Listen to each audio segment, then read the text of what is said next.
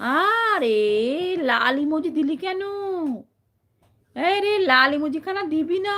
তোমার নাম কি? আমার নাম মৌমিতা ঘোষ। জ্যোতি, লাল ইমোজিটা দিবি না, ঠিক আছে? আর কোনদিন দিবি না কিন্তু। কাতলা মাছের মাথা রান্না করব এখন, আই এম ব্যস্ত। তাই আমায় একটু পাঠিয়ে দাও কাতলা মাছের মাথা। দেবে? আমি খাবো। কাতলা মাছের মাথা আমি খেতে খুব ভালোবাসি।